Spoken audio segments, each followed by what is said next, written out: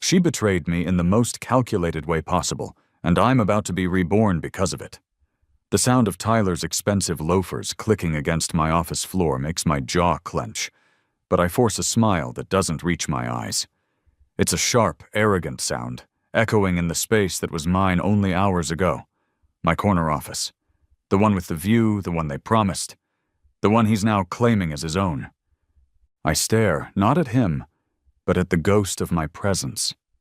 The faint coffee ring on the mahogany desk. The almost imperceptible scratch near the window where I'd leaned too heavily. Thinking.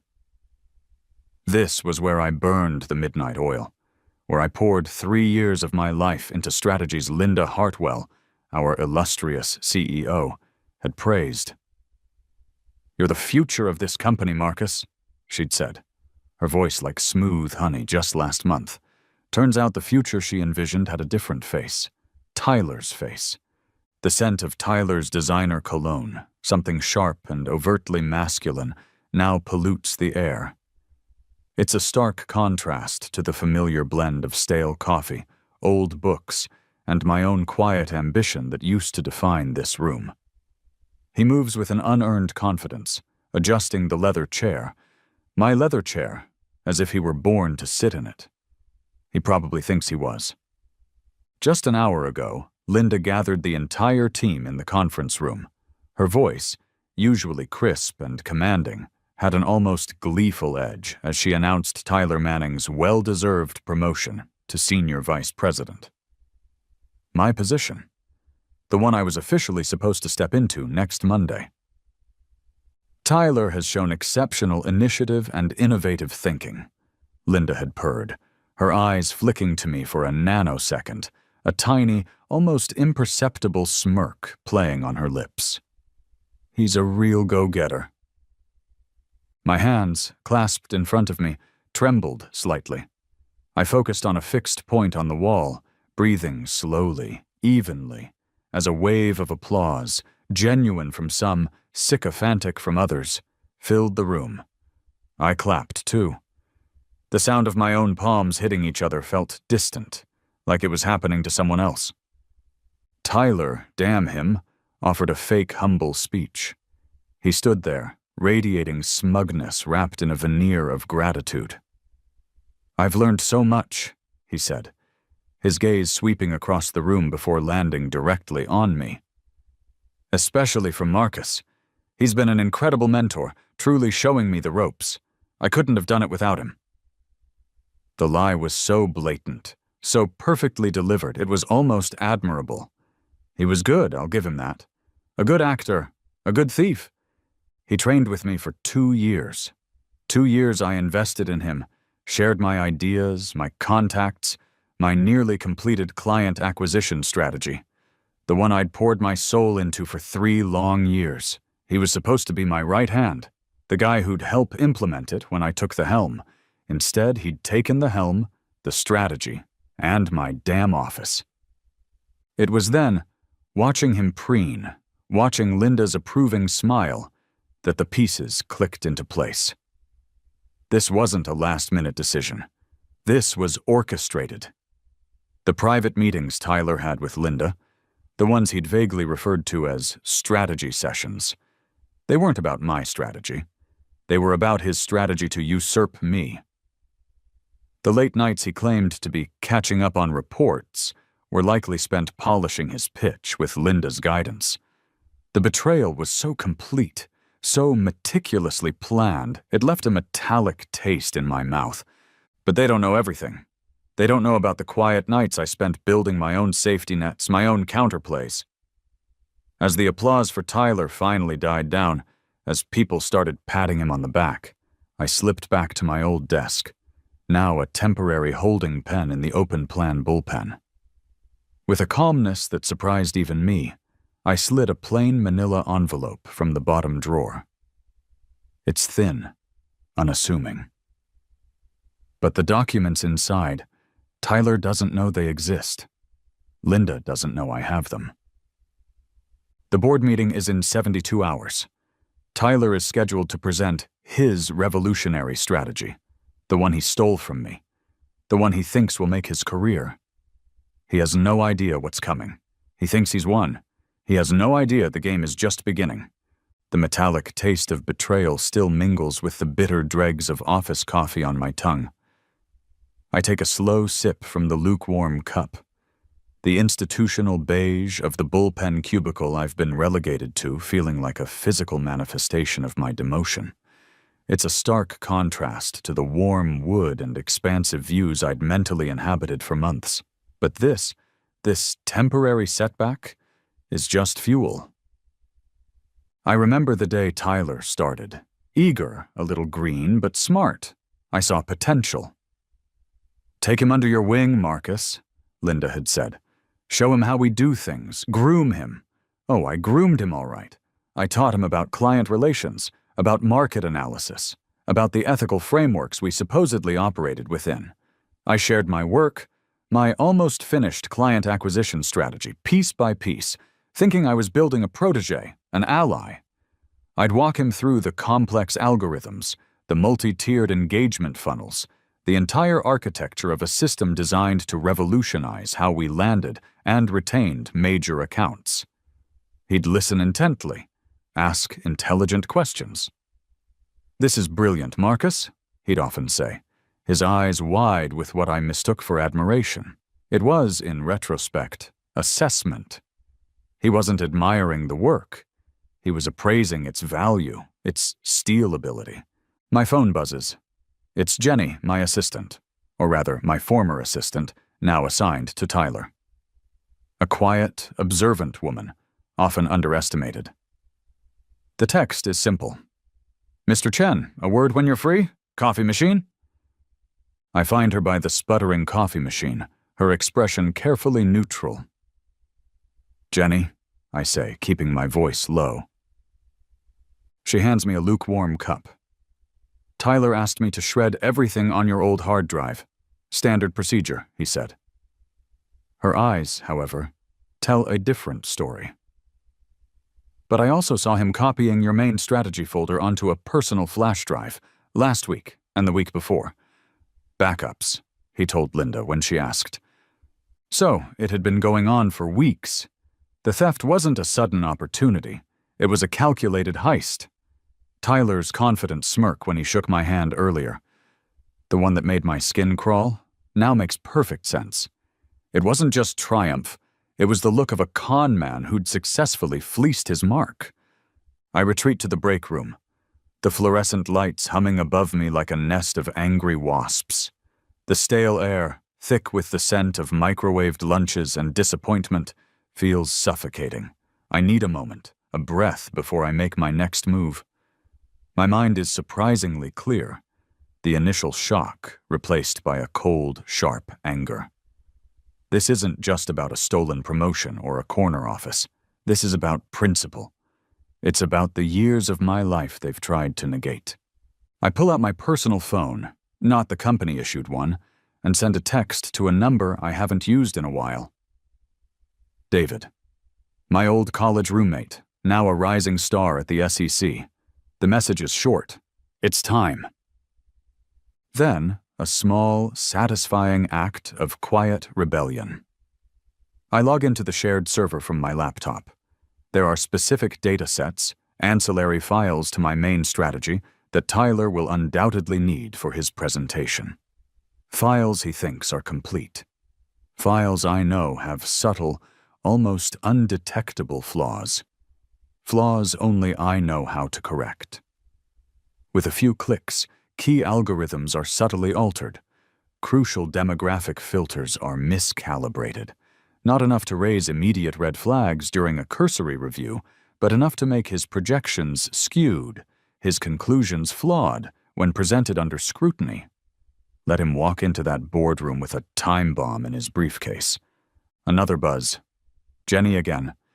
This time not a text, but a discreet handoff as I pass her desk on my way back from the restroom. A small black flash drive is pressed into my palm.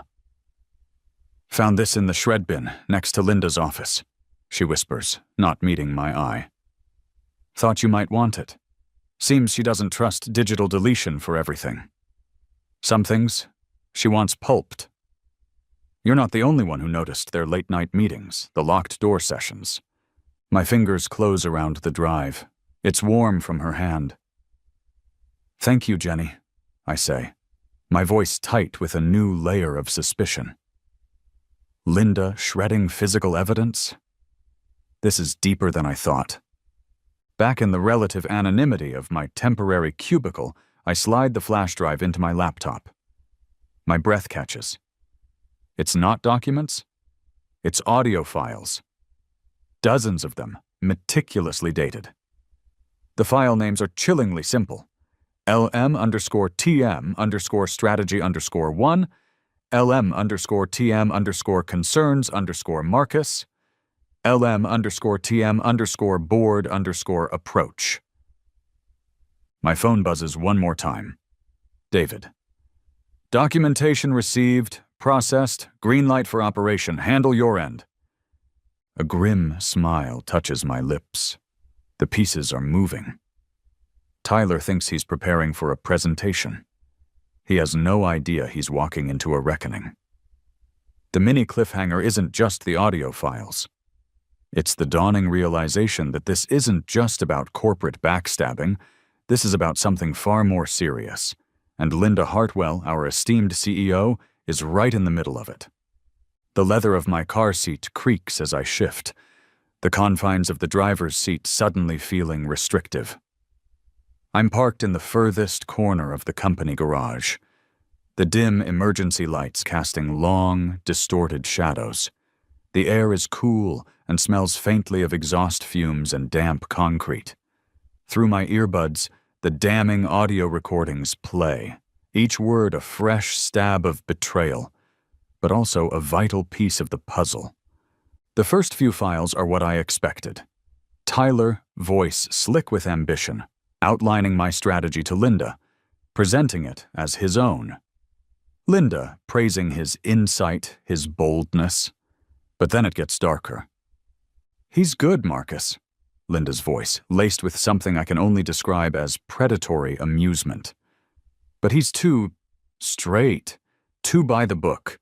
Your approach, Tyler, has that flexibility we need. Marcus is too naive to see what's coming, Tyler's voice replies. A smug chuckle underlying his words. He practically handed me everything on a silver platter, worried about his intellectual property. The fool! Linda's laugh cuts through the speakers then, sharp and brittle. Let him train his replacement. It's poetic justice, don't you think? Keeps him busy, keeps him from looking too closely at other things. Other things? My pulse pounds in my temples. What other things? The subsequent recordings reveal the true depth of their conspiracy. Tyler hasn't just stolen my strategy for Hartwell Industries. He's been systematically leaking it, piece by piece, to our competitors. Not all of it, just enough to give them an edge, to devalue my work before he even officially presented it internally. And Linda knew. She sanctioned it. Meridian Corp is paying top dollar for this level of insight, Tyler boasts in one recording, dated 2 months ago.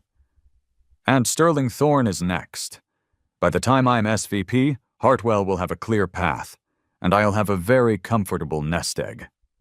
Linda's response is cool, calculating. Just ensure the payments are untraceable, Tyler. We can't afford any loose ends. Your promotion is contingent on your discretion, and of course on ensuring Marcus doesn't stumble upon any of this before it's too late. Corporate espionage. Selling proprietary information. This isn't just about losing a job. This is criminal. My mind races, connecting dots I hadn't even seen before. The recent underperformance of some of my key accounts, the deals that inexplicably fell through at the last minute. Tyler hasn't just been stealing my future. He's been actively sabotaging my present, steering major clients away from my portfolio, no doubt paving the way for him to rescue them later with his new strategies. The sheer audacity, the layers of deceit, are breathtaking. I grip the steering wheel, my knuckles white. The anger is a cold, hard knot in my stomach, but beneath it, a surge of adrenaline. They think I'm naive. They think I'm out. They have no idea. A quiet power move. It's time. I pull out my personal phone, the one with the encrypted messaging app, the one they don't know about. 3 calls. 3 of my largest clients, the ones Tyler has been circling like a vulture. John, it's Marcus Chen. Yes, everything's fine. Listen, there are some transitions happening here at Hartwell. I'd like to schedule a meeting, just to ensure a smooth handover of your account. How's tomorrow morning for you? Repeat twice more. All 3 agree. Their voices tinged with curiosity, perhaps a hint of concern. Good. Tyler was planning to contact them tomorrow after his grand presentation to introduce himself as their new senior contact. I've just preempted him. He'll be walking into meetings where I've already set the narrative. The weight of my backup phone, an old, untraceable burner, feels heavy in my pocket. It's connected to a small, discreetly managed side business I'd set up years ago, a consulting firm specializing in niche market analytics. It was supposed to be a rainy day fund, a little intellectual challenge outside the corporate grind. Now it might be my lifeboat, or something more. I lean my head back against the seat, the crackle of the audio files still echoing in my ears. Tyler and Linda think they've cornered me, neutered me. He has no idea about the subsidiary company Marcus has been quietly building, a company with its own clean slate, its own growing reputation. He thinks he's presenting a strategy to Hartwell's board that will cement his position. He doesn't realize that strategy, the one he stole, is already compromised, already picked apart by competitors thanks to his own greed. The ticking clock in my head chimes. 48 hours until Tyler's presentation. 48 hours until his brilliant strategy will not only fail to impress, but will, if I play my cards right, expose him and Linda for the criminals they are. 48 hours to turn their carefully constructed betrayal into their public execution. He thinks it will destroy my career. He has no idea it's his own that's on the line, and Linda's right alongside it. The rain is a relentless curtain against the floor-to-ceiling windows of the Gilded Spoon, an upscale restaurant known more for its discretion than its menu.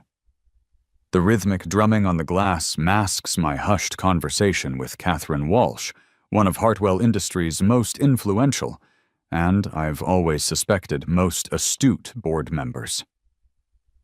The city lights blur into abstract streaks of color through the downpour. I've had my eye on Linda for a while now, Marcus, Catherine says, her voice a low murmur that barely carries over the clink of silverware and the general hum of expensive chatter around us. Her eyes, the color of frosted steel, are sharp. Her decisions lately, they haven't felt right. Too impulsive for her usual style. And Tyler Manning's assent? Meteoritic, and frankly, unconvincing. I've chosen my words carefully, shared selective pieces of evidence, sanitized printouts of certain financial discrepancies I'd stumbled upon, implications of data leaks, nothing directly from the flash drive yet. I need to gauge her reaction, her allegiance, before revealing my full hand. He's persuasive, I offer, watching her reaction. Catherine sips her water, a small, almost predatory smile touching her lips. Persuasive or manipulative? I knew something was off about that boy from the moment Linda started parading him around. He has the ambition, yes, but not the depth. Not like you, Marcus. This is my opening. There's more, Catherine. It seems Tyler hasn't just been ambitious within Hartwell. He's been externally ambitious as well. I slide a single, carefully redacted document across the table, a summary of irregular data transfers timed just before competitors launched surprisingly similar campaigns.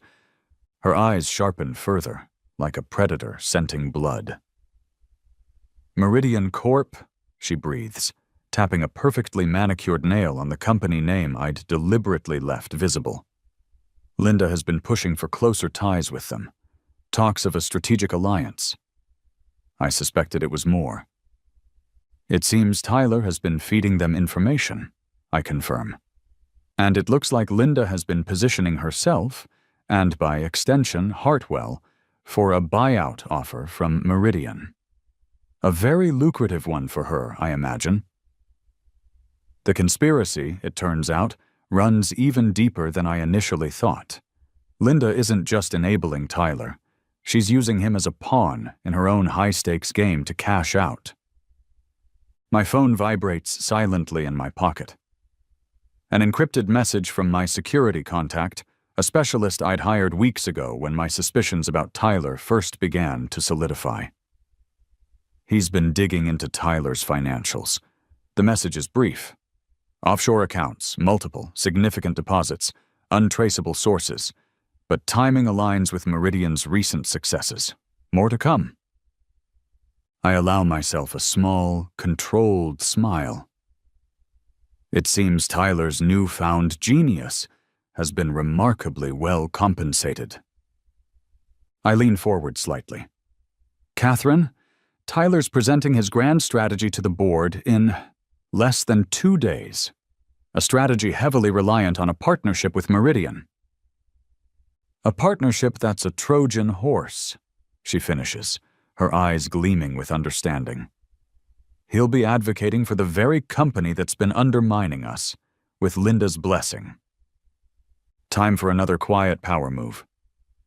Speaking of Meridian, I say, casually swirling the ice in my drink, I have a meeting with their CEO tomorrow, Richard Castellanos.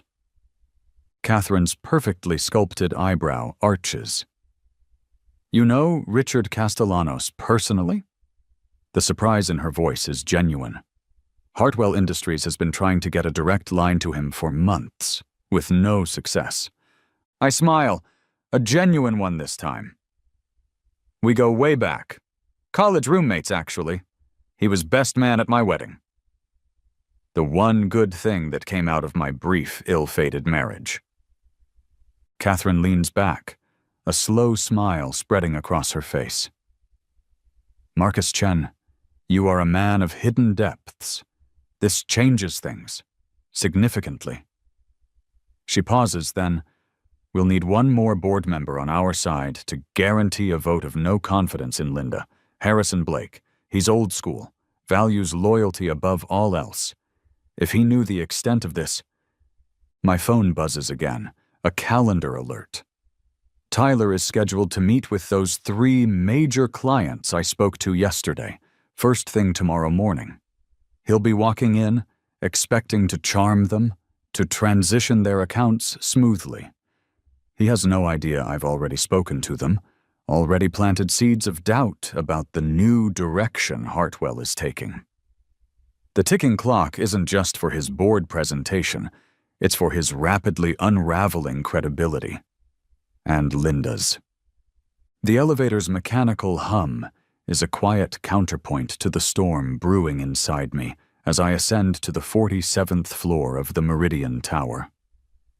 The polished steel doors multiply my reflection, a series of increasingly determined Marcus Chens looking back at me.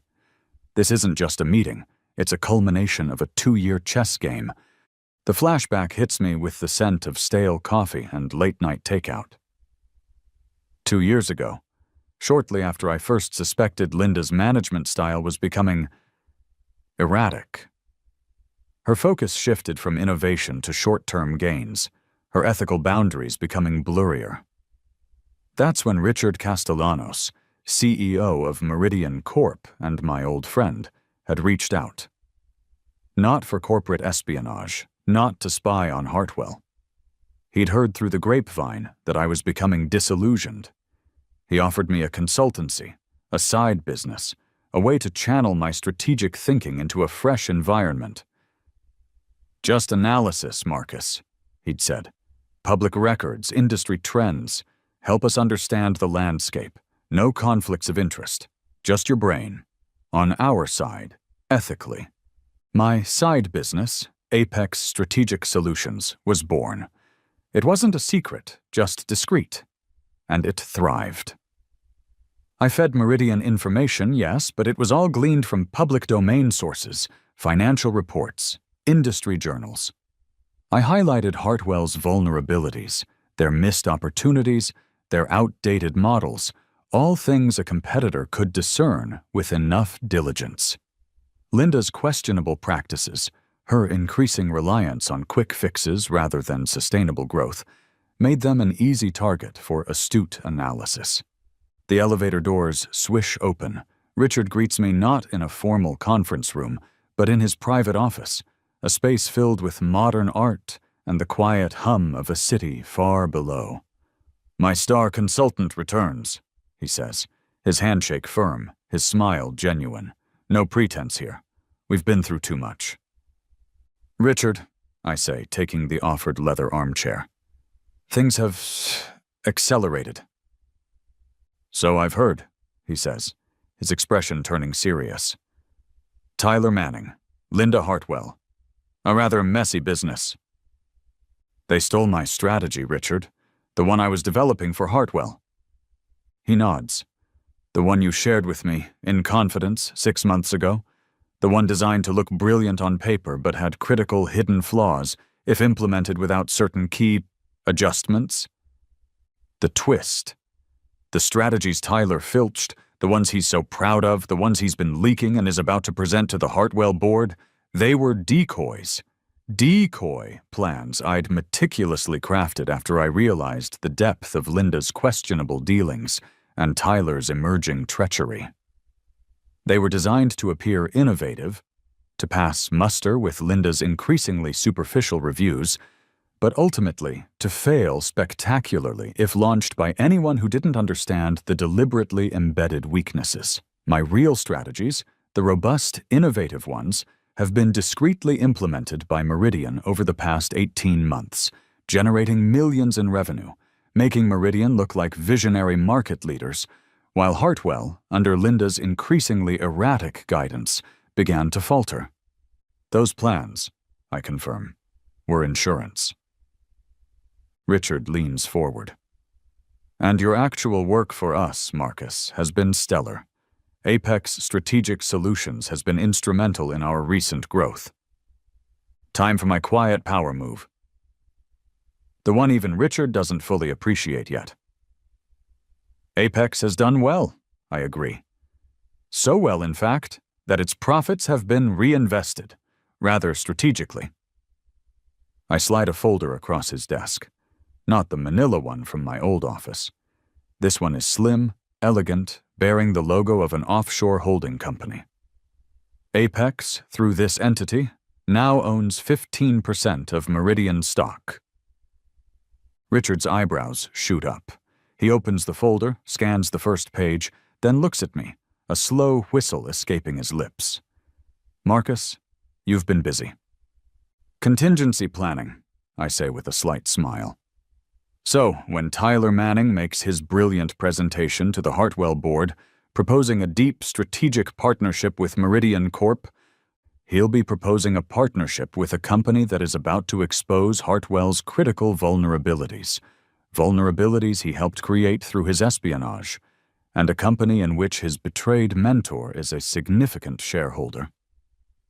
Richard leans back, a look of profound respect in his eyes. "And Hartwell's stock will plummet, making them ripe for an acquisition, by us, at a bargain price." The final piece. Richard looks at me, a new proposal forming in his eyes. "Meridian is launching a new subsidiary, Marcus, specifically to absorb and revitalize the valuable assets of, let's call them distressed competitors. The Hartwell client portfolio, for instance, once we've acquired it. It needs a CEO, someone with vision, someone who understands both sides of the equation." The offer hangs in the air, more significant than any corner office. The ticking clock in my head is louder now. The Hartwell board meeting is in 18 hours. Tyler is still blissfully unaware that his showcase presentation is a meticulously crafted instrument of his own, and Linda's destruction. He's about to recommend a partnership that will annihilate his company. And my old friend is offering me the chance to pick up the pieces and build an empire from their ashes. The crisp autumn air in Central Park carries the scent of burning leaves and distant pretzels. It's a sharp contrast to the sterile, recycled air of corporate boardrooms and hushed offices. My phone is pressed to my ear, a conductor's baton orchestrating a symphony of revelations, each timed for maximum impact, minimal collateral damage to the innocent. "Catherine, Harrison Blake is on board?" I murmur, watching a child chase pigeons near the fountain. "Locked in." Catherine's voice is firm through the phone. Showed him a sanitized version of Tyler's offshore account summaries. The phrase moral turpitude was uttered. He's ready for the vote of no confidence. He's also rather impressed by your thoroughness, Marcus. Thoroughness is a byproduct of necessity, I reply. Next call, Jenny. The final piece, Mr. Chen. Jenny's voice is quiet, but there's an underlying excitement. Tyler's personal financial records, the ones from his apartment, unexplained cash deposits into his local accounts, small enough to avoid automatic flagging, but a clear pattern. Matches the withdrawals from the offshore accounts. He's been layering it. It's all here. She'd used the key I'd given her, the one to my old filing cabinet where Tyler had foolishly stashed some personal items, thinking them safe. Excellent, Jenny. Send the encrypted file to my lawyer, and to David at the SEC. They're expecting it. I meet with my lawyer, Sarah Evans, an hour later in her sleek, minimalist office. She's formidable, a shark in a tailored suit. Everything is admissible, Marcus, she confirms, after reviewing the digital chain of custody for Jenny's findings. The audio files from Linda's shred bin are a little murkier, but given the context of the SEC investigation David is building, they'll paint a very compelling picture of intent. Tyler's financials are the nail in his coffin. Linda's, well, her shredding activities speak volumes. My hands are steady as I walk back to my temporary apartment, the one I've been using as a command center. I run through my presentation slides on my laptop. It's not a defense of my actions or an exposé of theirs.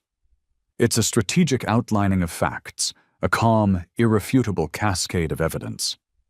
Offensive, not defensive. My company phone, the Hartwell one I rarely use now, buzzes. A text from Tyler. Hope there are no hard feelings tomorrow, mentor. Business is business, right? Looking forward to celebrating my success. The smugness radiates even through the text. A quiet power move. I type a measured response. Looking forward to your presentation, Tyler. It should be quite illuminating for everyone involved. Then, I attach a single image. A crisp, high-resolution photo I had Jenny take this morning. Tyler's brand-new, still-empty SVP office at Hartwell. The one next to mine. The one he thinks is his future. Except in the photo, discreetly placed on the gleaming, empty desk, is a miniature Meridian Corp logo, almost like a watermark. Subtle, confusing, unsettling. My phone rings almost instantly. It's Tyler, his voice a little too high-pitched. Marcus? What the hell was that photo? What's Meridian got to do with my office?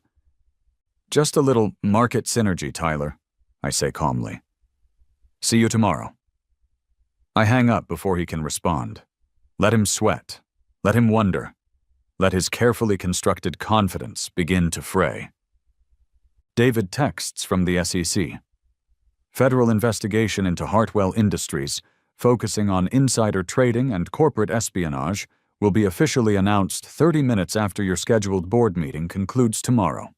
Warrants are being prepared. Your cooperation has been invaluable, Marcus. The timing is perfect. Maximum impact on the board, minimum chance of tipping off Linda or Tyler before they walk into the lion's den. A final call as I'm about to shut down for the night. Linda Hartwell. Her voice is strained, attempting its usual confident cadence but falling short. Marcus, I think we need to have a private conversation before tomorrow's meeting. My office, 7 a.m. A mini cliffhanger delivered by the queen of corporate intrigue herself. She's rattled. She suspects something. She doesn't know the half of it. Of course, Linda, I say, my voice smooth as silk. Wouldn't miss it? 8 hours until the board meeting. 8 hours until the carefully constructed world of Linda Hartwell and Tyler Manning comes crashing down. Linda's office, usually an oasis of calm power, smells different this morning. The expensive perfume is still there, a cloud of something floral and aggressive, but underneath it, there's a faint, unmistakable whiff of desperation. The mahogany desk between us feels less like a piece of furniture and more like a barricade on a battlefield. It's 7 a.m. The rest of the floor is silent, the pre-dawn light filtering grayly through the panoramic windows. She attempts to take control immediately, her voice a little too sharp. Marcus, I've been reviewing your recent activities, your performance. It's become clear that perhaps your aspirations are no longer aligned with Hartwell's strategic direction. She's trying to intimidate me, to frame this as my failure, my departure. Is that so, Linda? I keep my voice even, my posture relaxed. She offers what she likely thinks is a generous severance package, a thick folder slid across the desk. 3 months' salary, full benefits continuation, and a glowing letter of recommendation, of course, for your discretion. I don't touch the folder. I notice her hand, the one not pushing the folder, is trembling slightly as she reaches for a cigarette, her third since I walked in 10 minutes ago. She lights it with a gold Cartier lighter, the flame unsteady. You trained Tyler well, Marcus, she says, exhaling a stream of smoke. Maybe too well. He's ready to take the reins. She knows something is wrong. She doesn't know what or how much I know, but the fear is there, coiling behind her eyes. She's fishing, trying to gauge my reaction, to see if I'll take the bait, the payoff, and disappear quietly. Tyler is adept at seizing opportunities, I concede, watching her. And you, Marcus? Are you adept at recognizing when a chapter is closed?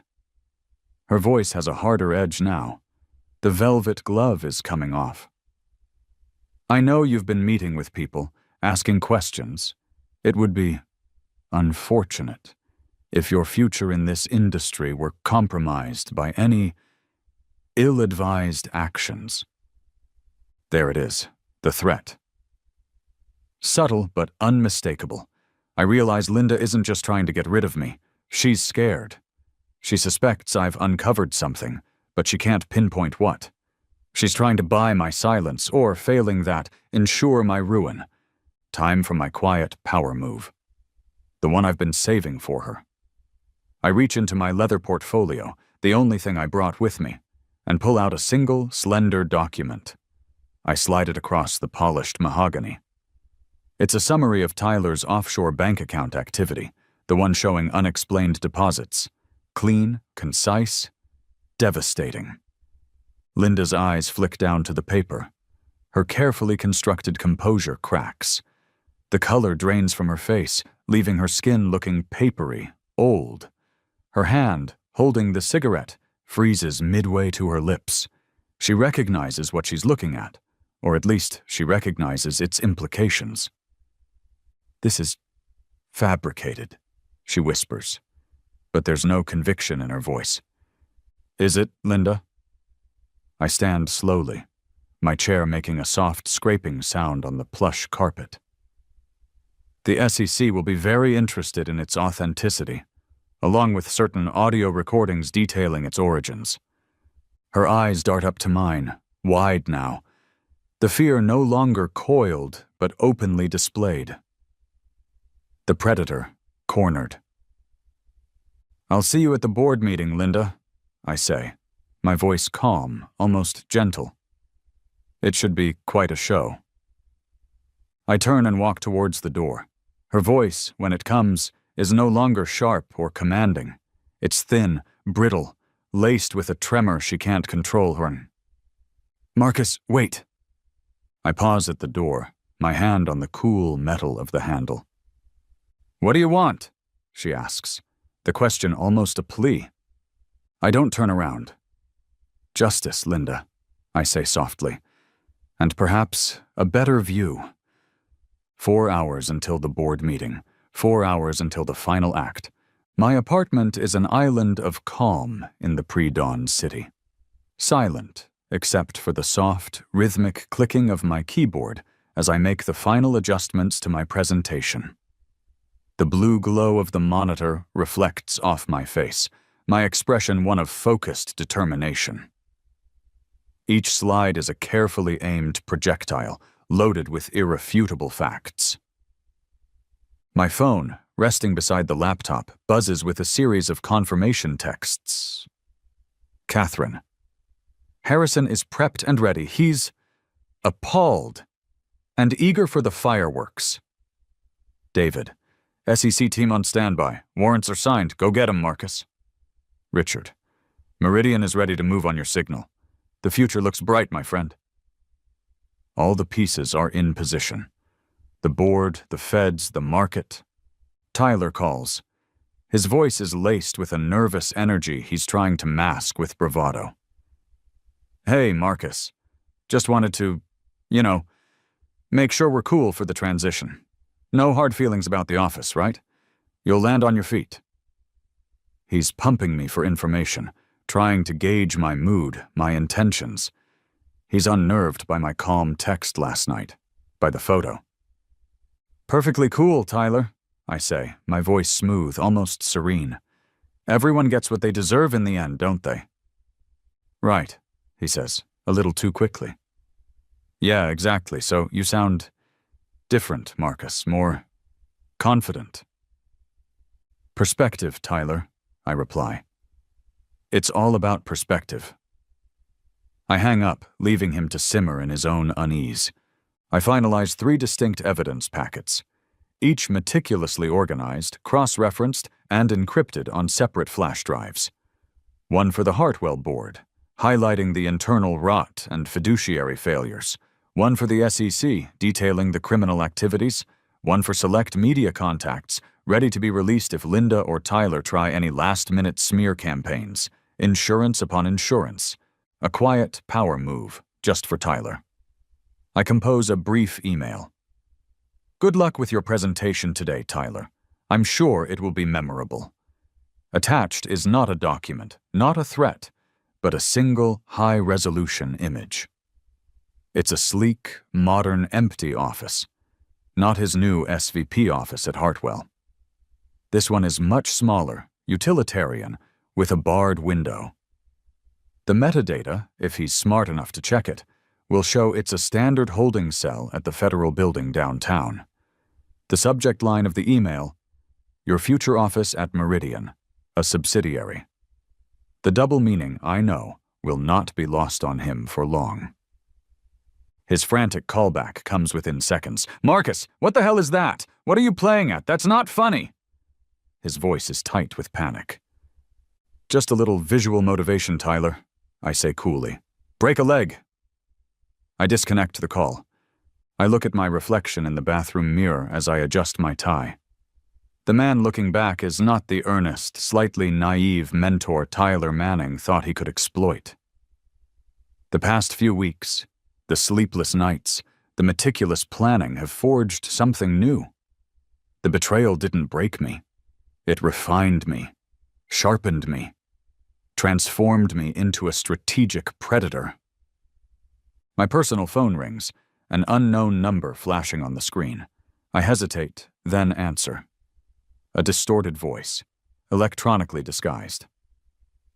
Mr. Chen, you don't know me, but I have information about Meridian Corp., about Richard Castellanos, his plans for Hartwell. They're not what you think. He's playing you too. A new variable? Or a desperate attempt by Linda or Tyler to sow doubt, to throw me off my game? The timing is suspicious. Who is this? I ask, my voice hard. A friend, the voice rasps. Or perhaps a fellow victim. Be careful who you trust, Mr. Chen. The view from the top can be very deceiving. The line goes dead. A mini cliffhanger dropped into my lap just hours before the denouement. My gut tells me it's a diversion. Richard and I have a history, a level of trust built over years. But the seed of doubt, however small, is planted. 2 hours until the board meeting. 2 hours until truth and consequences. The boardroom on the 50th floor of Hartwell Industries is a theater of hushed anticipation. The polished mahogany table reflects the pale morning sunlight streaming through the floor-to-ceiling windows, creating an almost ethereal glow. Executives file in, their whispered conversations creating a nervous buzz that even the thick carpet can't entirely absorb. Coffee is poured, pastries are ignored. Tyler Manning enters with a flourish, or what he imagines to be one. He's impeccably dressed, his presentation materials organized in a slim leather briefcase, his smile practiced and overly confident. He glad hands a few board members, oozing charm that feels distinctly oily this morning. He avoids my gaze. Linda Hartwell takes her seat at the head of the table. Her composure is a masterpiece of self-control, a carefully applied mask of authority. But I see the faint tremor in her hand as she adjusts her water glass, the slight pallor beneath her expensive foundation. The terror I saw in her office earlier is still there, simmering just beneath the surface. I am the last to enter. No briefcase, no thick binders, just a single, understated leather portfolio clutched in my hand. I take my seat, nodding coolly to Catherine Walsh and Harrison Blake. They both offer subtle, encouraging nods in return. The meeting begins with banal formalities, minutes approved, agendas confirmed. Then Linda, her voice a little too bright, introduces Tyler. And now for an exciting strategic proposal that I believe will significantly enhance Hartwell's market position, I give you our new Senior Vice President, Tyler Manning. Tyler rises, basking in the lukewarm applause. He launches into his presentation, outlining his innovative partnership strategy with Meridian Corp. His voice is smooth, his slides are slick, filled with optimistic projections and synergistic buzzwords. He speaks with obvious pride, a conqueror detailing his latest campaign. Board members nod, some appreciatively, others with the polite disinterest of those already anticipating the coffee break. I watch Catherine. I see the exact moment her eyes widen almost imperceptibly. The moment she grasps the sheer, audacious brilliance of my long-term counter-strategy. Tyler isn't just presenting a flawed plan, he's unwittingly advocating for his own company's cannibalization, orchestrated by the very man he betrayed. Tyler concludes with a confident flourish. A partnership with Meridian Corp is not just an opportunity, it's a necessity for Hartwell's future dominance. He looks around, expecting accolades. A beat of silence. Then, my quiet power move. I wait until all eyes are on me, the man who was so publicly usurped. I stand calmly. An impressive presentation, Tyler. I begin, my voice even, carrying clearly in the suddenly still room. Very ambitious. However, before we vote on this proposal, I believe the board deserves some additional context. Context regarding Meridian Corp., its actual business model, and its relationship with certain individuals within Hartwell Industries. Tyler's confident smile falters. A flicker of unease crosses his face. Linda stiffens. Context I believe will be best provided. I continue, my gaze sweeping across the stunned faces of the board members, by Meridian's CEO himself, Mr. Richard Castellanos, who has graciously agreed to join us via video call. I nod to Jenny, who has been waiting discreetly by the AV controls. The large screen at the end of the boardroom, previously displaying Hartwell's logo, flickers to life. Richard Castellanos' face, calm and authoritative, fills the screen. Tyler stares, his jaw slack. Linda looks like she's seen a ghost. The ticking clock in my head is deafening. The SEC investigation is scheduled to be announced in precisely 30 minutes after this meeting is scheduled to conclude. The dominoes are about to fall. The air conditioning in the conference room hums a steady, monotonous drone, a stark contrast to the rising tension. Sweat beads on Tyler's forehead, despite the cool temperature. Richard Castellanos' voice, amplified through the room's speakers, is calm, measured, and utterly devastating. "Good morning, members of the Hartwell board," Richard begins, his gaze seemingly fixed on each of them through the camera. "Marcus Chen invited me to clarify Meridian Corp's position, particularly concerning any potential partnership with Hartwell Industries." He doesn't mince words. Richard outlines Meridian's actual acquisition strategy, a meticulously researched approach of identifying undervalued or internally compromised companies with valuable assets. They don't partner, they absorb. Strategically? Surgically? "Mr. Manning's proposal," Richard continues, his voice devoid of malice but edged with an unmistakable finality, while creative, seems to misunderstand Meridian's core business objectives. We are not seeking a partnership with Hartwell. We are, however, always interested in acquiring valuable portfolios when market conditions are favorable. Tyler's carefully crafted presentation, his brilliant strategy, is revealed for what it is: a naive, ill-informed pitch to be devoured, disguised as a collaboration. The predatory takeover he thought he was leading for his own benefit was, in fact, aimed directly at Hartwell, with him as the unwitting delivery boy. Linda interrupts, her voice strained, desperate to regain control. "This is highly irregular, Marcus. Mr. Castellanos, with all due respect, this is a Hartwell board meeting." "What's irregular, Linda?" I cut in, my voice cold and clear. "Is corporate espionage.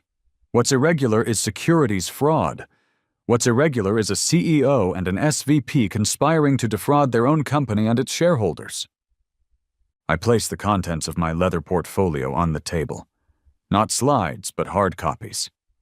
Tyler's financial records, detailing the offshore accounts, the untraceable deposits, the timeline of his payments from shell companies, cross-referenced with Meridian's recent market wins and Hartwell's concurrent losses. Each page is a nail in their coffins. Tyler's face goes white, chalk white. He stares at the documents, then at me, a dawning horror in his eyes. He knows in that instant that I knew. About the money, about the betrayal, about all of it. He thought he was playing me. He was playing directly into my hands. My quiet power move, delivered with the precision of a surgeon. "For the past 6 months," I announced to the stunned board, "I have been cooperating with the Securities and Exchange Commission, providing them with evidence of systematic fraud within Hartwell Industries, originating at the highest levels." Catherine Walsh stands, her expression grim but resolute. In light of this information and the clear malfeasance it demonstrates, I motion for an immediate vote of no confidence in CEO Linda Hartwell and for the immediate termination of Senior Vice President Tyler Manning, pending criminal investigation. Harrison Blake seconds the motion without hesitation. Tyler stammers, This is a misunderstanding. Marcus is twisting things. Linda, tell them." But Linda is silent, her face a mask of defeat. Her empire is crumbling around her, and she knows it. The vote is swift, unanimous. Linda is out. Tyler is out. I let the silence hang for a moment. Then, there is one more revelation. One final piece of information that I believe will clarify everyone's future, and Hartwell's. The tension in the room is palpable. They think the storm has passed. They don't realize the hurricane is just making landfall. The ticking clock isn't just for the SEC anymore. Security is already on their way, discreetly, to escort Mr. Manning and Miss Hartwell from the building. Their Hartwell careers are over. Their freedom is next. The sound of Tyler's expensive, company-issued smartphone clattering onto the polished mahogany table echoes in the suddenly cavernous silence of the boardroom. He's realized the game is over, and he's lost in a way he never imagined. His face is a mask of disbelief and dawning terror. "My position here today," I state, my voice resonating with a calm authority that surprises even myself, "is not as a disgruntled former employee seeking revenge."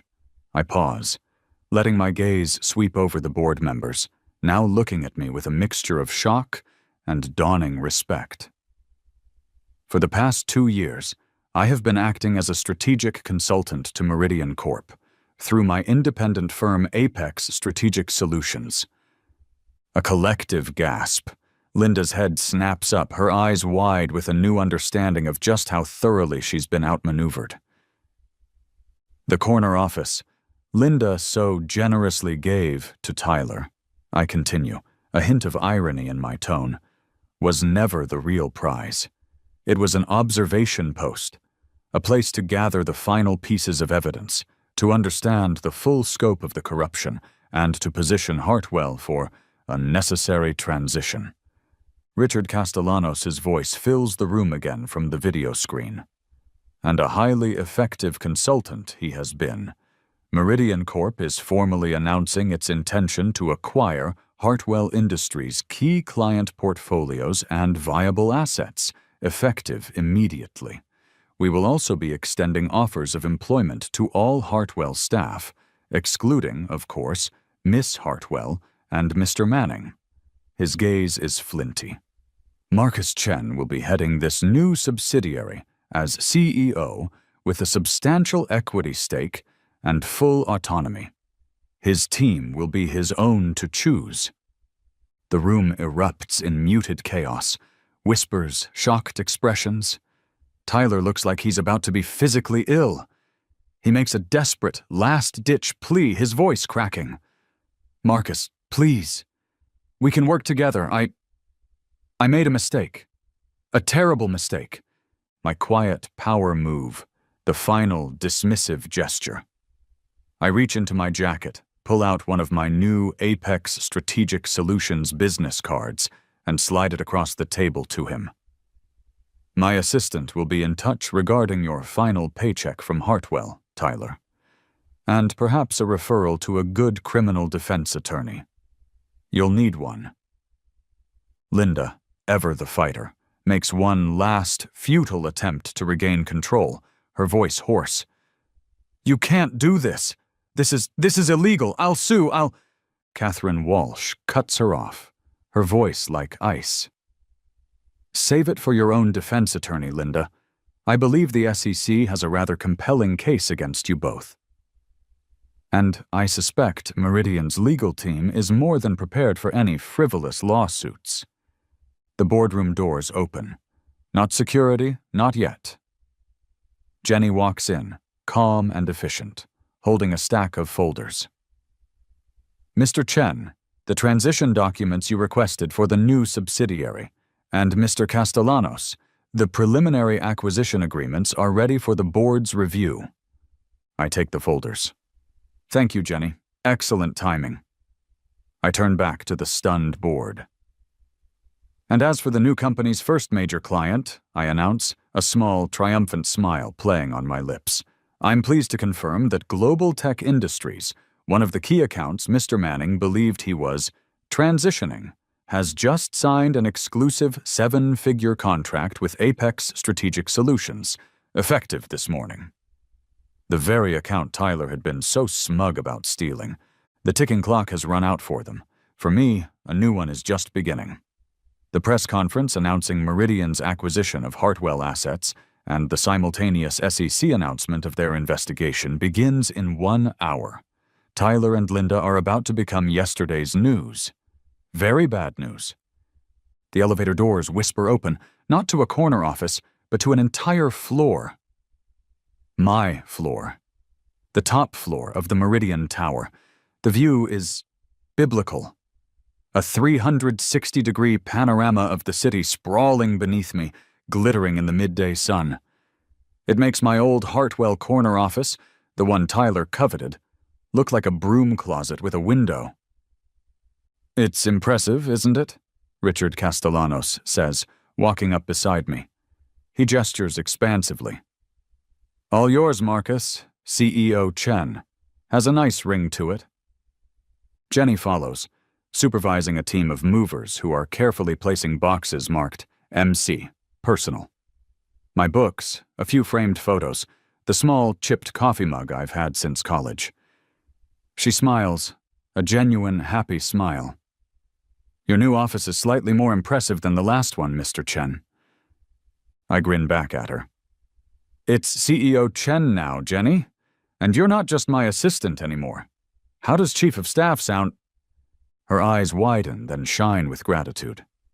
"It sounds perfect, Marcus." "Sir."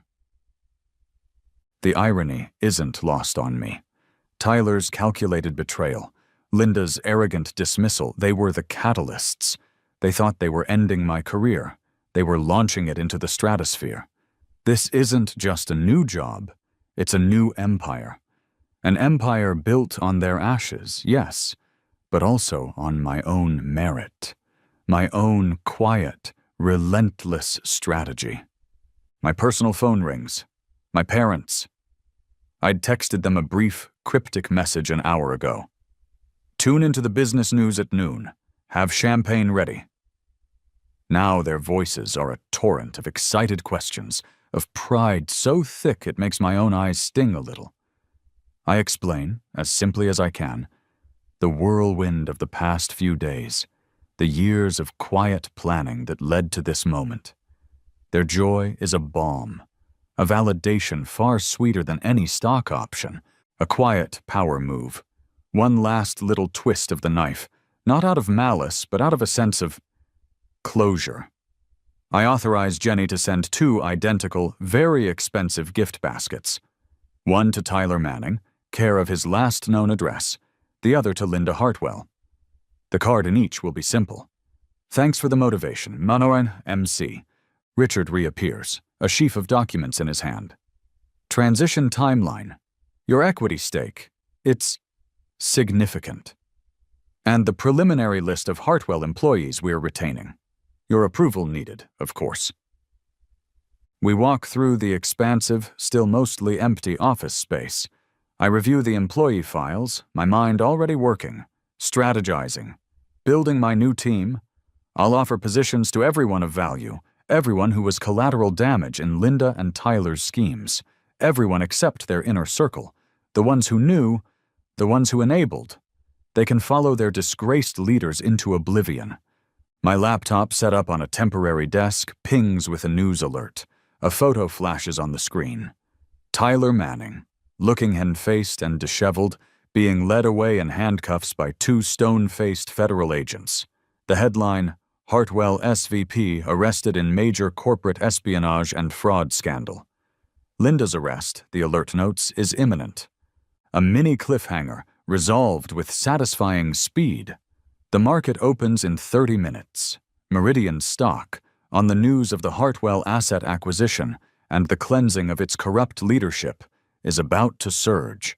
And my 15% stake, the one I built through Apex, is about to become even more valuable. The view from up here is already breathtaking. It's about to get even better. 6 months later.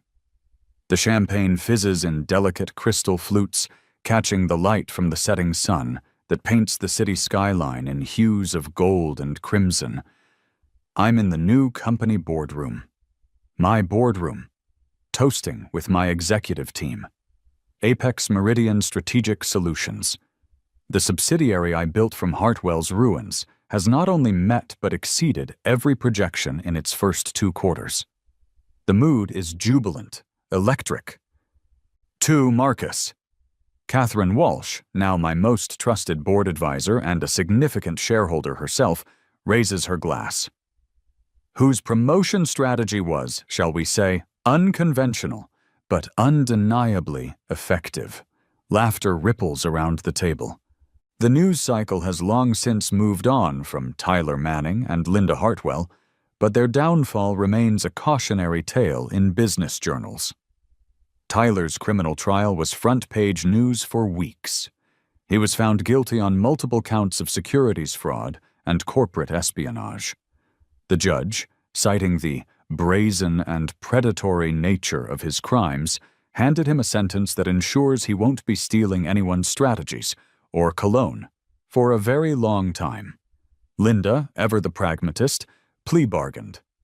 A reduced sentence, house arrest in her palatial but now heavily mortgaged estate, in exchange for testifying against Tyler and forfeiting a substantial portion of her ill-gotten gains. Her reputation, once formidable, is now permanently tarnished. A few weeks ago, a LinkedIn message popped up in my inbox. Tyler Manning. From a new, hastily created profile. A rambling, poorly written attempt at an apology, laced with self-pity and a thinly veiled request for… what? Forgiveness? A job, perhaps, when he eventually gets out? The audacity was almost comical. My quiet power move then was simple. I didn't respond. I didn't block him. I screenshotted the message, printed it, and had it framed. It now hangs in my private office, next to my MBA diploma. A small, daily reminder. Jenny, my indispensable chief of staff, brings me the morning edition of the Wall Street Journal. There we are, Apex Meridian. A feature on the cover of the business section. The Phoenix Firm, how ethical strategy and bold leadership turned corporate scandal into market success. There's a rather flattering photo of me, looking, I have to admit, like a CEO. I catch my reflection in the panoramic window of my office. The man looking back is leaner, his eyes sharper, etched with the experience of battles fought and won. The naive idealism of my early Hartwell days is gone, replaced by a pragmatic, steely resolve. But the core of who I am, the belief in ethical work, in genuine innovation, that remains. Stronger, even. Betrayal, it turns out, can be a powerful refiner's fire. The final revelation, the one I've kept to myself until now, brings a private smile to my lips. That manila envelope, the one I'd slid from my old Hartwell desk in those first moments of shock and dawning fury, the one Tyler and Linda never knew about? It didn't contain damning evidence against them. I had other, better ways to gather that. No, that envelope contained my resignation letter, typed, signed, and dated a week before Linda's announcement, before Tyler officially got my office. I had already decided Hartwell, under Linda's increasingly compromised leadership, was no longer a place I could thrive. I was planning to leave, to focus on Apex full-time. Their betrayal simply accelerated my timeline and offered a far more satisfying exit strategy. A closing twist, just for me. I pick up my phone and dial Tyler's old Hartwell number, the one now disconnected.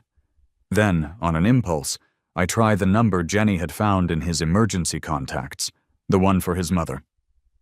After a moment, a weary voice answers. I don't speak. I just listen for a moment to the sounds of a life irrevocably altered by greed and ambition. Then I hang up. Some calls are best left unmade. Some victories are best savored in silence.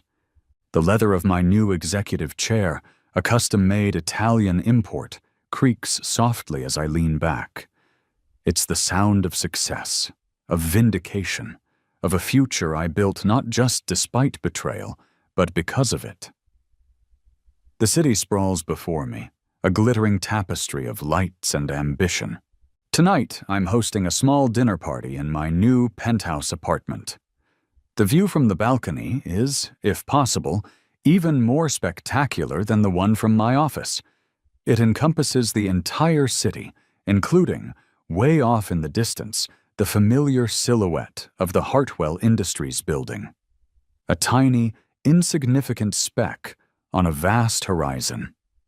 David, my old friend from the SEC, raises his glass. "To Marcus," he says, his eyes twinkling, "who managed to turn corporate espionage and a stolen corner office into a masterclass in career advancement, and who, thankfully, kept meticulous records." We all laugh. The people here tonight are the ones who stood by me, who believed in me, even when I was just a guy in a bullpen with a crazy plan. My final quiet power move, enacted earlier this week. I've established a scholarship fund at my old business school, the Hartwell Manning Memorial Scholarship for Business Ethics. It's funded by an annual donation equivalent to Tyler's old Hartwell salary. A fitting legacy for them both. Tomorrow, a new intern starts at Apex Meridian. Young, bright-eyed, eager to learn. Reminds me a little of myself, all those years ago. Reminds me a little of Tyler, too, in his early days, before the ambition curdled into something ugly. I'll take this one under my wing. I'll teach them about strategy, about innovation, about navigating the complex currents of the corporate world. But I'll also teach them about integrity, about the long game, about how true success is built not on stolen ideas or betrayed trust, but on genuine merit and unwavering ethical principles. The view from the top is extraordinary. Tyler gave me his betrayal, Linda gave him my corner office, and I thanked them both from my view in the boardroom, and now, from here. Sometimes the best revenge isn't revenge at all, but a life lived so well, so successfully, it renders their actions utterly insignificant. The sweetest victory is indeed the one they never saw coming, because they were too busy looking down, while I was always looking up. My phone buzzes. A text from Richard Castellanos. He's been quiet lately, enjoying a well-deserved extended vacation. The message is short, but it sends a jolt of adrenaline through me, a familiar thrill. "Enjoying the view, Marcus? Good. Get ready for a new one. I'm retiring at the end of the year. The Meridian Group CEO position needs filling. Interested in your next challenge?" I smile. The game, it seems, is always evolving, and I am always ready to play. The applause I imagine isn't from a conference room this time. It's from a future I'm already shaping,